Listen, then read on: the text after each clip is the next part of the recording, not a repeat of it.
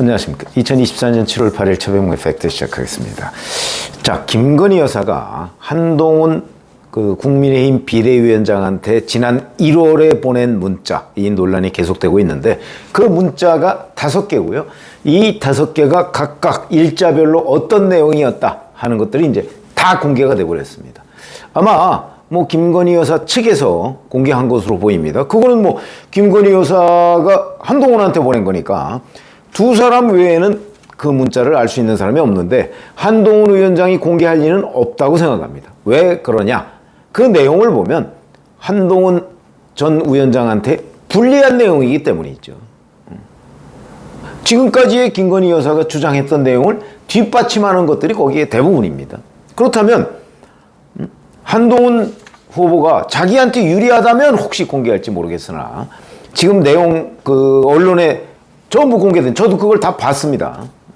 그걸 보면 한동훈한테 불리하다. 저는 국어 실력이 조금만 있으면 그렇게 판단이 된다. 자, 1월 15일에 처음 보냈고요. 마지막으로 보낸 게 1월 25일입니다. 5번을 보냈다는 건데 1월 15일에 2개를 보냈다는 겁니다. 이 문자가 다 이런 겁니다. 제가 부족하고 턱없이 모자란 탓이다.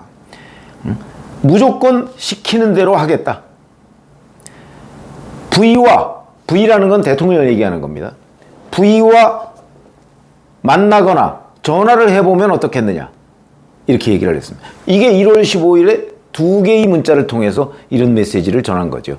그러니까 이때까지만 해도 아마 김건희 여사가 남편 윤석열 대통령과 한동훈 당시 비대위원장 간의 갈등, 이 부분을 좀 중재를 해보고 싶은 생각이 있었던 것으로 보입니다. 그러니까 남편한테 얘기 안 했을 수도 있죠. 이때까지는, 1월 15일까지는. 그러니까 한 위원장이 한 위원장한테 이런 문자 못할 사이도 아니지 않습니까? 그러니까 좀 조용히 문제를 잘 해결해 보겠다는 이런 뜻이 분명히 여기서 느껴진다. 그러니까 대통령하고 만나거나 아니면 전화를 통해서 자, 내가 미안하다. 이게 이제 명품 파우치백 논란 아닙니까? 그게 한참 총선의 이슈가 되고 야당의 공세가 심화되니까 그걸 좀 풀어보겠다 하는 차원에서 잘 좀 판단해 달라 이렇게 부탁을 하고 대통령과 만나거나 좀 전화를 해달라 이렇게 얘기를 한 겁니다. 여기에 저는 별로 흠잡을 거 없다고 봅니다. 어떤 패널은 보면 그런 문자를 영부인이 집권당 대표한테 보낸 것 자체가 문제다 그러는데 에이, 그렇진 않죠. 정치는 어떤 형식으로든 문제를 풀어가고 해결하는 것이 중요합니다. 그러려는 노력이 보여서 저는 오히려 그걸 왜 했느냐 문자를 그거랑 상관없습니다. 뭔가 문제를 풀어가려는 노력이 보인다. 중요한 일이죠. 자, 이 일이 있고 나서 사흘 뒤에 한동훈 위원장이 국민들이 걱정하실 만한 부분이 있었다고 생각한다. 이렇게 반응을 보입니다. 이거는 아마 15일에, 그러니까 사흘 전에 2개의 문자가 나와서 김건희 여사가 사과할 의향이 있구나. 이런 판단을 했기 때문에 한동훈 위원장이 공식적으로 문제제기를 한 거죠. 이러면 혹시 사과를 할까? 이렇게 생각을 한 모양인데 15일에 보낸 2개의 문자에 대해서 한동훈 위원장은 아무런 답변을 하지 않았습니다. 만약에 본인이 정말 그 사흘 뒤에 이런 얘기를 하고 뭔가 사과를 이끌어낼 생각이 있었다면 문자에 답을 해야죠. 공식적으로 논의해 보겠습니다. 라든지. 근데 왜 씹죠, 이거를? 그 중요한 문제를. 오판이다. 제가 이렇게 말씀드렸죠. 정무적 오판이다. 그리고서요, 17일에 바로 한동훈 비대위원장이 영입했다는 김경률 비대위원이 김건희 여사를 마리 앙뚜아네트에 비교합니다. 이게 얼마나, 이 마리 앙뚜아네트 잘 아시지만 프랑스 혁명 당시에 단두대의 이슬로 사라진 왕비입니다. 아니, 김건희 여사가 아무리 잘못했다고 판단을 했기로서니 어떻게 그걸 마리 앙뚜아네트에 비교를 합니까? 어쨌든 이렇게 된 겁니다. 그리고 나니까 그 다음날 19일날 김건희 여사가 또 문자를 보냅니다. 여기에 보면 이제 한동훈 후보 측이 지금 얘기하는 이게 전체적으로 사과할 하려는 그런 메시지가 아니었다라고 주장하는 문장이 이 안에 있습니다. 사과하면 책임론에 불이 붙을 것이다. 이러면서 지난번 그 논문 문제 등으로 사과했을 때 10%포인트 정도 윤석열 후보의 지지율이 떨어졌다는 것 때문에 고민을 망설였다. 뭐 이런 대목이 나오고요. 그럼에도 불구하고 비대위 차원에서 사과를 결정해 주시면 그 뜻을 따르겠다. 이렇게 얘기합니다. 자, 여기에 사과를 못 하겠다는 걸로 이해했다 그러면 그건 문해력의 문제죠. 이런저런 고민이 있었다. 비대위가 결정을 해주면 따르겠다는 게 메시지 아닙니까? 그러면 결정을 고민해 보겠다든지 이 얘기를 해요. 아니면 이렇게 그냥 사적으로 보내지 마시고요.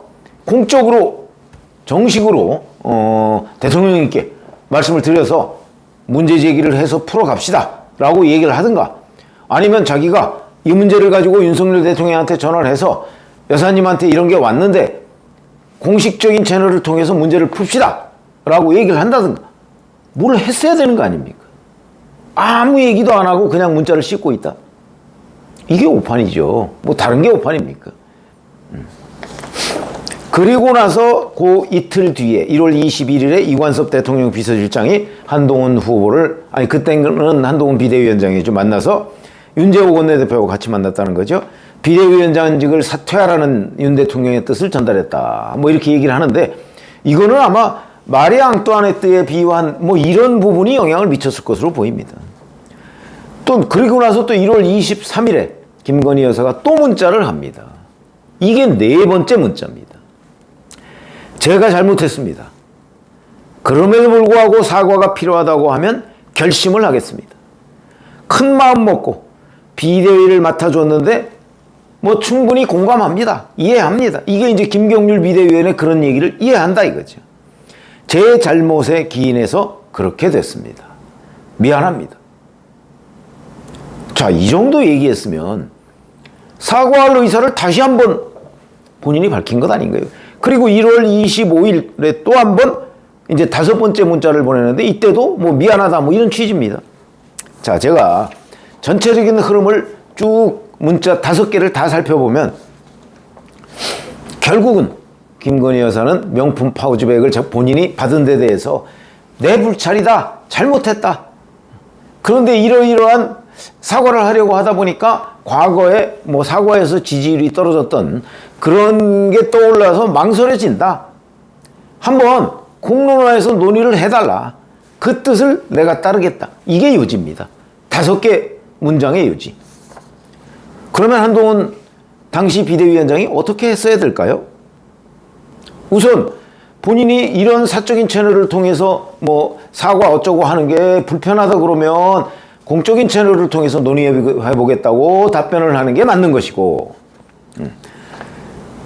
그 다음에 그런 실적을 또 실제 남겨야 되는 거죠. 왜냐하면 그게 그렇게 중요한 문제입니다. 그 당시로서는 이종섭 주호주 대사의 문제가 불거지기 훨씬 전입니다. 제일 중요한 문제죠. 근데 그걸 왜 뭉깁니까? 이 점에서 정무적 판단에 오류가 있었다. 전 그렇게 판단을 하고요. 이걸 가지고 지금 와서 전당대회 개입이다 이렇게 얘기하는 건 저는 일리가 있다고 봐요. 전당대회 개입이죠. 그러나 그게 전당대회 개입으로만 볼 것이냐, 아니면 집권당 대표의 정무적 역량을 검증하려는 거로 볼 것이냐, 저는 후자로 봅니다. 이렇게 해서 덜컥 집권당 대표로 뽑아놨더니 온갖 종류의 집권당 대표가 해야 할 게 매일매일 정무적 판단입니다. 근데 이렇게 정무적 판단에 심각한 오류가 있는 게 전혀 개선되지 않고 집권당 대표를 과연 할 수가 있겠습니까? 그 부분에 대한 검증이라는 거죠. 제가 여러 번 말씀드렸지만 본인이 못하면 그러면 그런 정무적 역량을 뒷받침해 줄 수 있는 프로 정치인들을 옆에 두면 되죠. 초선 이런 사람들 말고 프로 정치인들. 정말 정치적으로도 이재명 그 야당 대표에 대항할 만한 정도의 역량이 있는 사람을 옆에 두고 대응해 나가면 정무적 오판을 하지 않을 거 아닙니까? 그런데 무조건 전당대회 개입이다? 그러면 정무적 역량이 아주 떨어지는 그런 사람이 집권당 대표가 되는 것을 당의 원로나 아니면 대통령이나 이런 사람들이 가만히 놔둬야 되겠습니까? 저는 가만히 놔둬야 된다고 생각 안 합니다. 검증을 해야죠, 검증. 검증해서 부족하면. 근데 부족하더라도 그 사람이 대통령이 됐다. 그럼 그때부터는 또 단합해서 집권당이 잘할 수 있도록 뒷받침을 해줘야 되는 게 당원들의 역할이고 원로들의 역할이고 정치인들의 역할 아닐까요? 그런 점에서 본다면 자, 이 부분은 명확하게 뭐 전당대회 개입이다라고 하기 전에 본인이 그때 왜 정무적 오판을 했는가? 자, 앞으로 대표가 되면 정무적 오판을 하지 않을 거라는 담보를 어떻게 할 것인가? 이거를 본인이 밝혀야 된다. 저는 이렇게 생각하고요. 아니, 그건 뭐 각오를 밝힐 수도 있고 여러 가지 대책을 마련해서 뭐 당원들 앞에 공표할 수도 있는 거 아닙니까? 그럼 그걸 믿고 또 당원들이 찍어주겠죠. 뭐 한동훈 후보는 뭐 좀 워낙 뭐 그 법률만 공부하던 사람이고 법률만 집행하던 사람이니까 정치적으로는 좀 부족할 수가 있어. 자, 그러면 이런저런 사람이 정치적인 뒷받침을 할 거야. 그래. 그러면 뭐 충분하지. 찍어줄 수 있는 거죠. 그 확신을 국민의힘 선거인단에 줘야 된다는 겁니다. 그래야 본인이 당선되는 거 아닌가요? 여기서 전당대회 개입하지 말라. 개입하지 않았는데 본인이 돼서 정무적 오판을 남발한다. 이러면 이 집권당이 될 수 있겠습니까? 그에 대한 확신을 국민의힘 투표권자들한테 심어주라. 그게 뭐 무리한 요구인가요? 저는 전혀 그렇게 생각하지 않고요. 자, 그리고 자꾸 뭐 그때 뭐 공식 채널 얘기하는데 이런 정도의 그 김건희 여사의 사과 의향이 있으면요, 당연히 이거는 집권당 대표로서 작품을 만들어야 되고요. 사과 의향이 김건희 여사가 없다고 하더라도 김건희 여사와 용산 대통령실을 설득해서 이 명품 파우치백에 대한 뭐 대통령이나 아니면 여사의 사과를 이끌어내야 하는 게 한동훈의 책임입니다. 그 당시 한동훈의 책임. 근데 이렇게 의향이 있다고 했는데도 뭉개는 거, 이 부분은 책임을 져야 되는 거고, 이제 그런 점에서 이 논란이 이제 한동훈 후보 측은 자꾸 전당대회 개입 쪽으로 몰고 가려고 하는데, 그건 뭐 맞아요. 맞는데 검증일 수 있다니까요. 집권당 대표의 정무적 역량을 검증하고 나서 투표를 해야 되는 거 아니냐 하는 부분을, 저는 참 안타까운 것이 한동훈 후보가 그 당시에 오판을 했으면, 자, 내가 그 당시에 본인으로서는 어떤 변명이 있을 테니까 그 변명을 하고, 그리고 앞으로는 이런 판단을 하지 않도록 정무팀을 어떻게 하겠다. 그렇게 얘기하면 문제가 저는 끝날 수 있을 거라고 봅니다. 앞으로 이러이러한 사람들의 보좌를 받아가면서 내가 집권당 대표로서의 역할을 충실히 오판을 하지 않게 해나가겠다 그러는데 누가 그걸 시비를 걸 수 있겠습니까? 그런데 자꾸 본인의 오판을 인정하지 않고 그냥 전대 개입하지 말라는 쪽으로만 나가면 앞으로도 오판을 계속 할 수도 있다는 걸 결국 인정하는 셈 아닌가요? 그래서 아직도 저는 한동훈 후보가 문제의 본질을 파악하지 못하고 있다고 봅니다. 이 문제의 본질은요, 정무적 역량이 없다. 그런데 그거를 없는 사람 그럼 대표하면 안 되느냐? 저는 그렇게 생각하지 않습니다. 어떻게 혼자 모든 정치를 다 항상 바르게 판단할 수 있겠습니까? 그래서 참모가 필요한 거고요. 그러면 그 참모가 누구냐 하는 것들을 공개적으로 드러내놓고 대표 검증을 받아라 하는 얘기죠. 아마 그러면 당선될 수도 있다고 보고요. 그런 것들이 지금 필요한 부분입니다. 한동훈 후보한테. 자꾸 전당대회 개입하지 말라고만 지금 얘기할 게 아니라는 거죠. 본인이 앞으로 대표가 됐을 때 집권당을 어떻게 잘 이끌어갈 것인가 하는 부분을, 저는 이 5개의 문자 메시지에 대한 한동훈 후보의 대응을 봐가면서 그런 느낌이 들었습니다. 한동훈 후보가 참 아직도 정무적 판단에 좀 미흡하구나. 이 문제는 이렇게 돌파할 수 있는 내용이 아닌데, 그런 안타까움이 들어서 그 문자 5개를 읽어본 소감, 그 다음에 그에 대한 한동훈 후보의 대응, 그 문제점, 그 다음에 한동훈 후보가 어떻게 하면 대표가 될 수 있을까 하는 부분에 대한 대안까지 제가 설명을 드렸습니다. 고맙습니다.